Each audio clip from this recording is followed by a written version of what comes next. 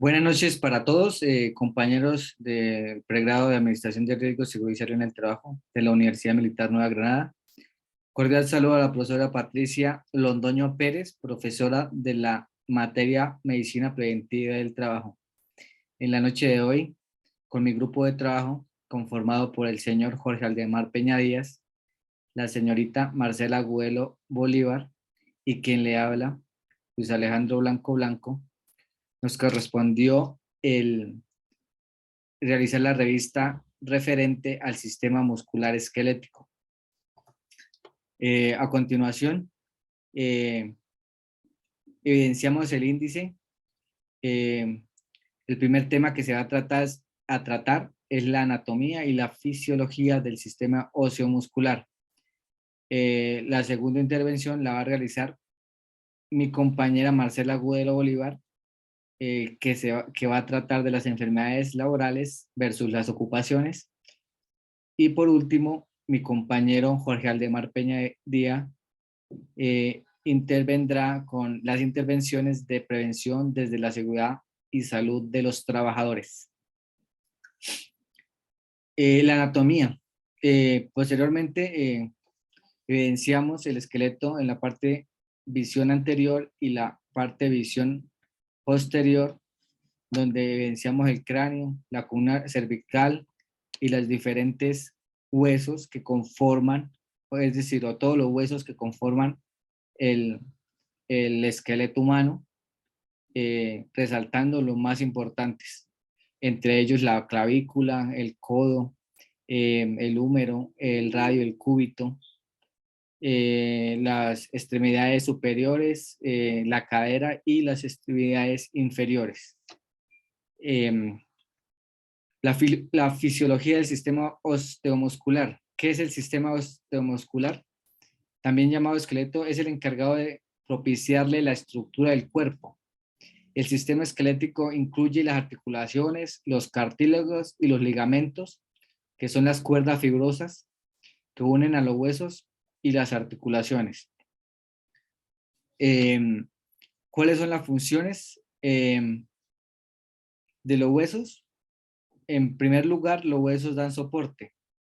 En segundo lugar, protección. Tercero, movimiento. Cuarto, almacenamiento. Y quinto, formación de células sanguíneas.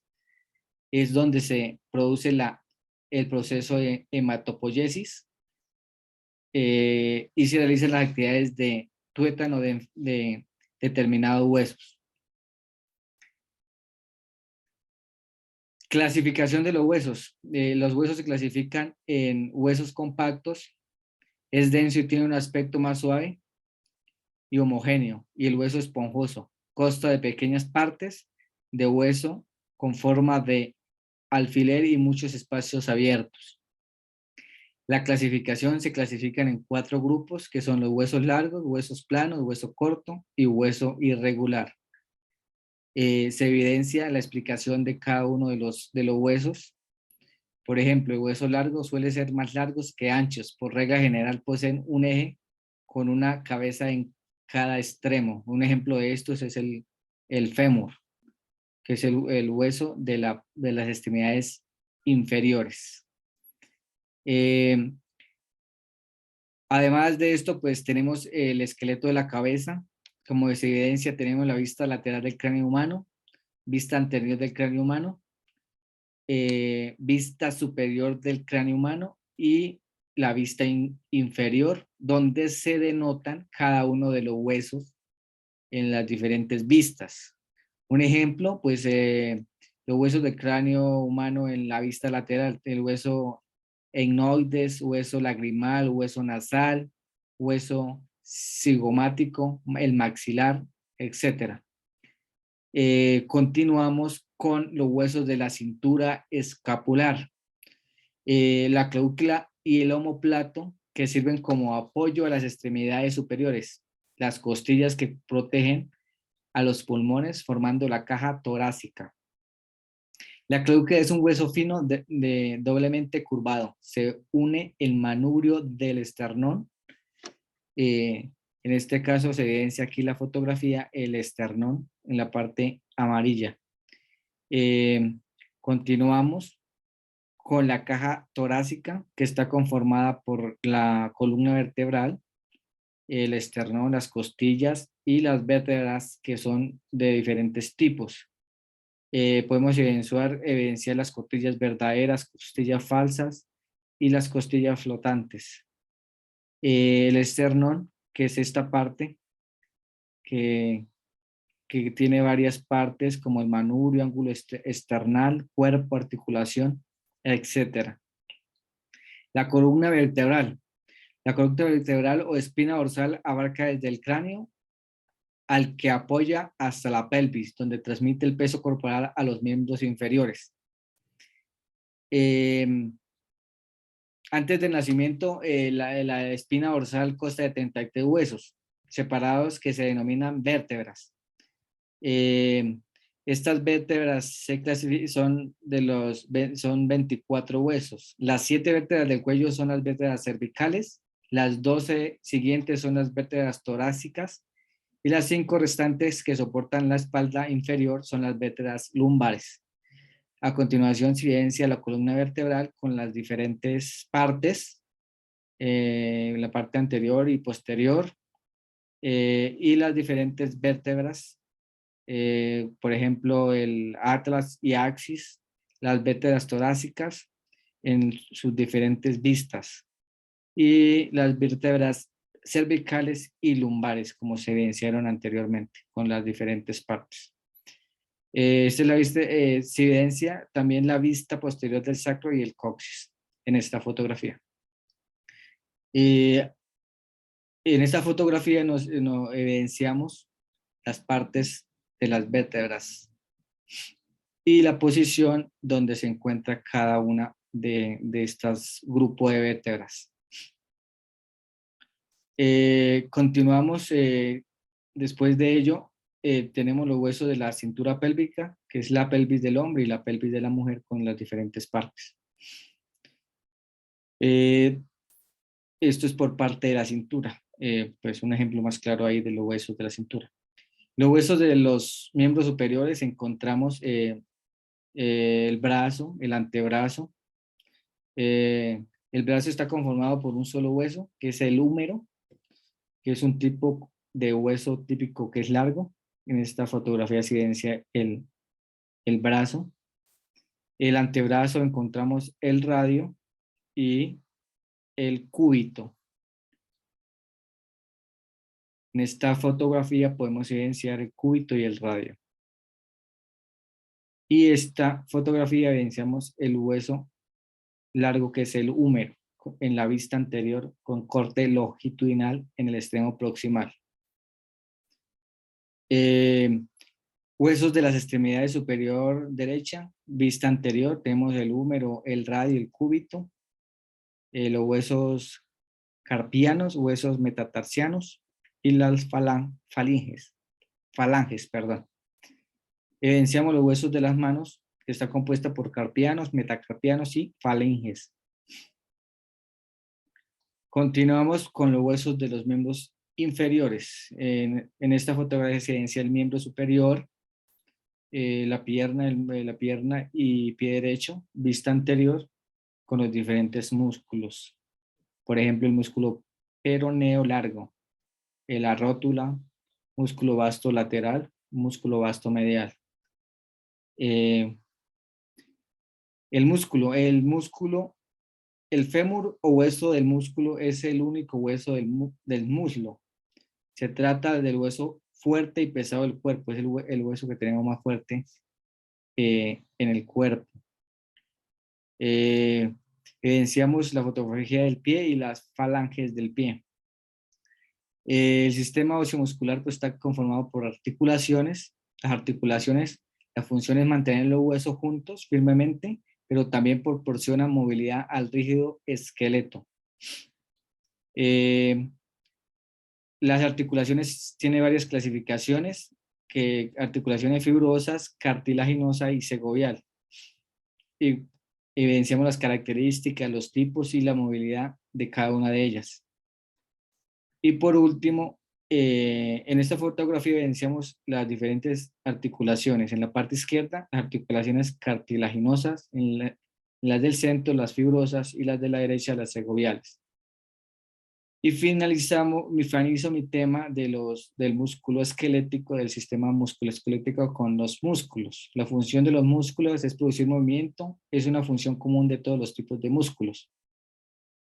Son importantes en el organismo porque mantienen las posturas corporales, estabilizan las articulaciones y producen calor. Tenemos los diferentes tipos de músculos, que son los músculos esqueléticos, lisos y cardíacos. Como se evidencia, pues un ejemplo de músculo cardíaco, pues las paredes del corazón, perdón, de los cardíacos.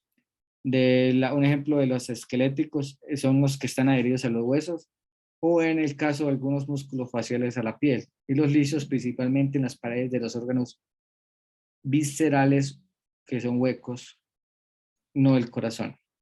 A continuación, la intervención a mi compañera Marcela para continuar con el tema.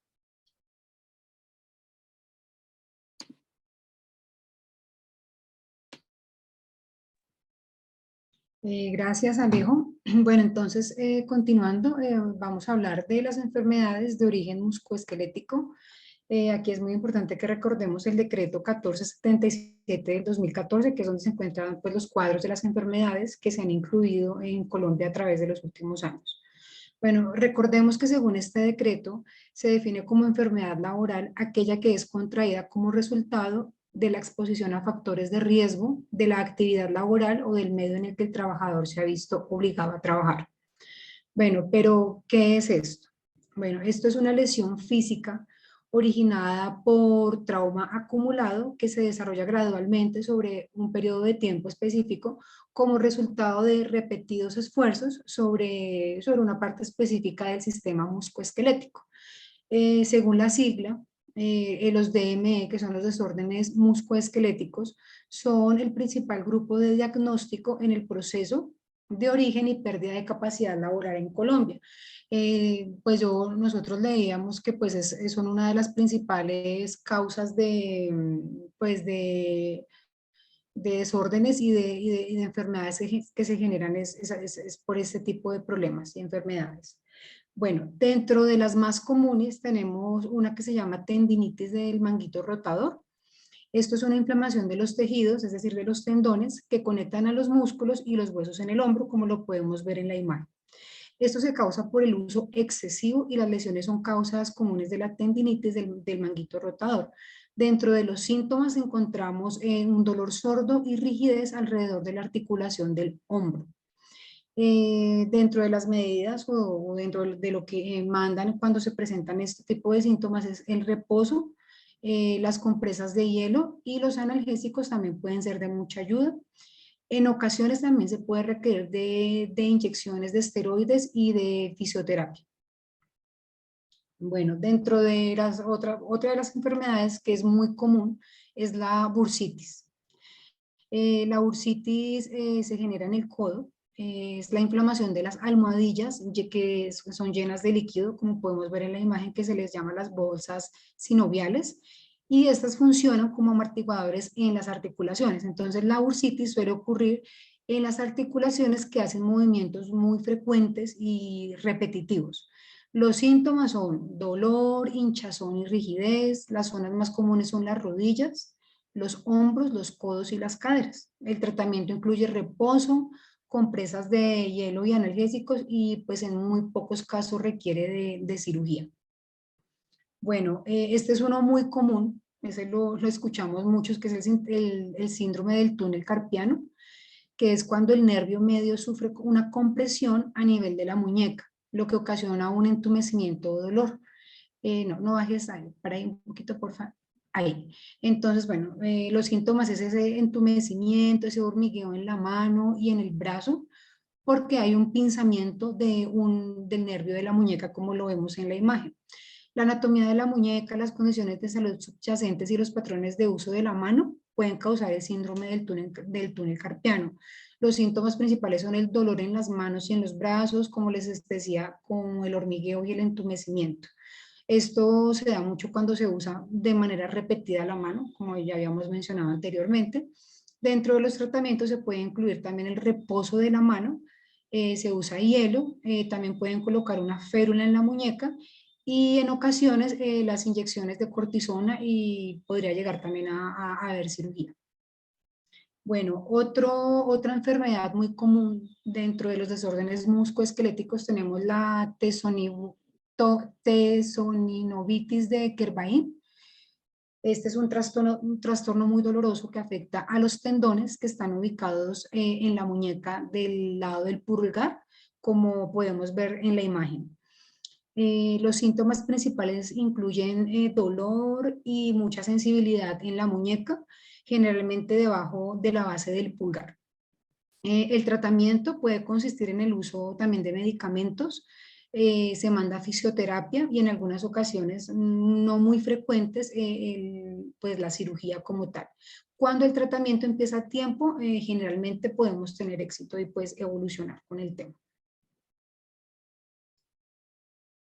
Bueno, otra afección, bueno, otra enfermedad que se presenta mucho es la epicondilitis lateral y medial también. Esta afección ocasiona dolor en el lado interno del codo y la causa es la tensión en exceso o repetitiva. Generalmente es ocasionada por movimientos forzados en la muñeca y en los dedos y es posible que el paciente sienta el codo rígido, las manos y las muñecas pueden sentirse débiles y bueno, los tratamientos incluyen también reposo, hielito, compresas de hielo o cosas frías, analgésicos y la elongación o la fisioterapia, que también pues ayuda mucho dentro del tratamiento pues para mejorar esta enfermedad. Bueno, esta es también, esa es una de las más consultadas según pues leíamos en el decreto, que es el trastorno del dolor lumbar. Este trastorno es muy común porque pues afecta la zona inferior de la columna, como podemos ver en la imagen. El dolor lumbar es ocasionado por una lesión en un músculo, es decir, una distensión, o en un ligamento que puede ser un esguince.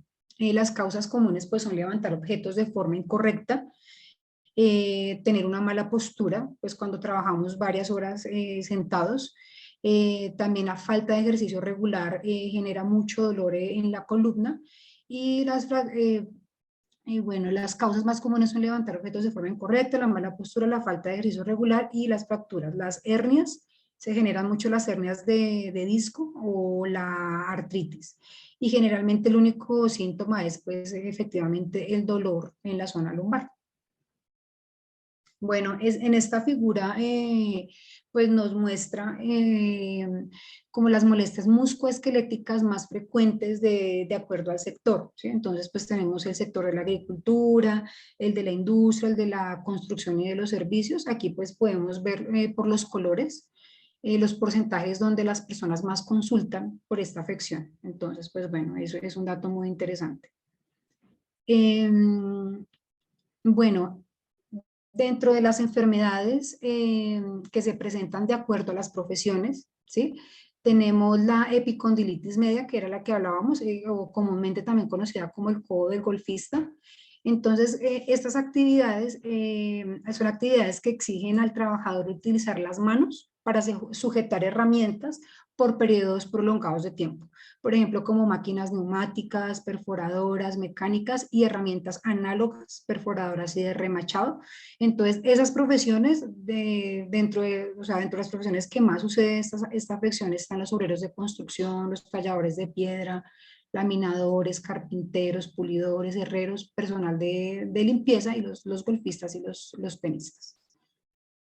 De la bursitis de la mano se origina básicamente por posiciones forzadas, por presión y por movimientos repetitivos, de donde efectivamente pues se realizan presiones de manera repetida. Entonces aquí tenemos, por ejemplo, están los mineros, son las personas, son los cargadores, los que llevan, bueno, bultos o pesos pesos grandes, los estibadores, los albañiles, jardineros, los deportistas de alto rendimiento, bailarines, también atletas, pescadores y trabajadores de la industria del hierro. Dentro del lumbago no especificado, son los movimientos que se realizan en la región lumbar, que repetidos donde se presenta carga y esfuerzo y pues también obviamente una mala postura al momento de alzar las cosas. Las profesiones que tenemos son los choferes, repartidores, operarios de máquina pesada, también los cargadores y también los vigilantes. Bueno, a continuación pues sigue mi compañero Jorge que les va a explicar ya pues el siguiente tema. Gracias. Bueno, ok, muchas gracias, Marcela. Y dando continuidad pues a la temática, una vez conociendo la anatomía, la fisiología y las enfermedades más comunes presentadas en el sistema musculoesquelético, pues vamos con un punto supremamente importante en esta temática, que es pues, la intervención que nosotros como profesionales podemos aplicar en la organización para evitar de que nuestros trabajadores pues, se vean afectados de mayor manera por problemas musculoesqueléticos, como lo venimos relacionando de acuerdo a la tabla de enfermedades. Déjamela ahí un momentico. Entonces, debemos tener en cuenta dos aspectos importantes. ¿Cuáles son las intervenciones dadas a la estructura y a los puestos de trabajo? ¿Y cuáles son las intervenciones que como organización doy dentro del ambiente de trabajo? Entonces, en la primera, que está orientada a la organización de los puestos de trabajo, pues es muy importante el tema de la ergonomía, la ubicación de los puestos, las alturas, las sillas ergonómicas y todo un programa que pues me va a permitir intervenir al trabajador antes de que adquiera una patología para posteriormente tratarla. Entonces, el trabajo principal de la intervención es lograr que el trabajador no se nos vaya a enfermar por la falta de alguna aplicación de medidas primarias eh, como empresa, que es lo que buscamos. Entonces, si hablamos del segundo punto, de que las medidas de intervención dadas al ambiente de trabajo son, pues, horarios de trabajo, pausas activas, rotaciones, y programas y demás. Entonces, vamos a iniciar con las medidas primarias. Entonces, déjamelo otro poquito ahí, ya leo eso.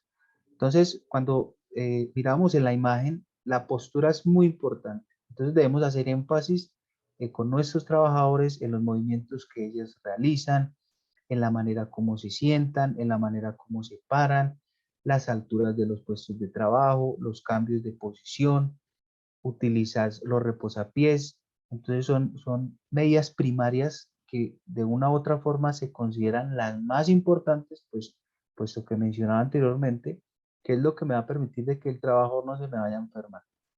Entonces, como apreciamos en la imagen, ¿no? Que digamos que hablábamos anteriormente del síndrome del edificio enfermo, que cuando el trabajo es netamente administrativo, cuando nuestros trabajadores duran jornadas de 4 o 5 horas sentados, pues es donde nuestros, como veíamos de la anatomía y la fisiología, empiezan a verse afectados los tendones, los músculos, puesto que no hay un movimiento repetitivo, puesto que no hay un movimiento de los mismos y nos va a generar este tipo de patologías, o sea, empiezan a generar estos tipos de patologías. Y pues una de las medidas más importantes que toda organización tiene son los programas de pausas activas, ¿no? Los programas de pausas activas es lo que me va a permitir aislar al trabajador del entorno, del que me va a permitir orientarlo a hacer estiramientos, a tener otro ambiente en su momento, hacer estiramientos y demás, para que posteriormente retome la actividad. Se recomienda 10 minutos, adaptación física, cardiovascular, fortalecimiento muscular, y esto mejora la flexibilidad y a la hora de retomar el trabajo. Vemos algunos ejercicios que pues, conocemos de estiramientos y demás. Hablamos de las medidas secundarias y es, ya empieza el trabajador a tener patologías o sintomatología osteomuscular. Aquí es muy importante las evaluaciones médicas ocupacionales. Aquí es muy importante tener una inspección de los puestos de trabajo, un plan de seguimiento, porque ya nuestros trabajadores se nos empiezan a enfermar, ya hay una sintomatología que tenemos que hacerle un seguimiento y tenemos que intervenir para que nuestro trabajador no se nos vaya al ausentismo laboral, que es lo que queremos evitar.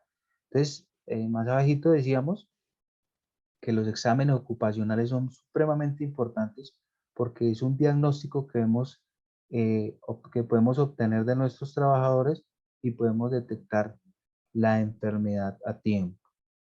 Cuando ya hablamos de una medida terciaria, pues es lo que nosotros no buscamos como empresa, como profesionales, y es que nuestros trabajadores lleguen a esta medida, pues porque ya tenemos un diagnóstico avanzado y ya lo que buscamos es la rehabilitación física. Ya tiene que haber una intervención dada por médicos laborales a partir de un diagnóstico para poder recuperar a ese trabajador. Entonces, como profesionales, lo que debemos evitar son estas medidas terciarias. Entonces, tenemos algunas referencias de donde tomamos, pues, la temática muy importantes que nos sirvieron como insumo para poder llevar al final término este trabajo. Y como conclusión final de toda la temática, las enfermedades musculoesqueléticas son una de las causales que más generan ausentismo laboral en las organizaciones, puesto que nuestros trabajadores todo el tiempo se ven expuestos a factores de riesgo que generan sintomatología en sus músculos, en sus tendones, en sus articulaciones y de acuerdo pues a las estadísticas como la mostramos anteriormente, son los que más me genera ausentismo laboral en la empresa. Entonces, como profesionales, finalmente recomendamos de que se tengan unos programas establecidos dentro de la organización a fin de que nuestros trabajadores puedan ejecutar su labor de manera óptima en las condiciones de salud dadas, con unos programas y medidas de intervención como pausas activas, programas de estilos de vida saludable, exámenes ocupacionales y demás, y podamos llevar a feliz término, mantener la salud del trabajador, que es lo que finalmente busca la medicina preventiva y del trabajo. Entonces, esta fue nuestra revista, este fue nuestro trabajo, esperamos les haya gustado, sea de un insumo para aclarar pues algunas dudas de esta temática. Entonces, no siendo más, nos despedimos. Muchas gracias por la atención dada.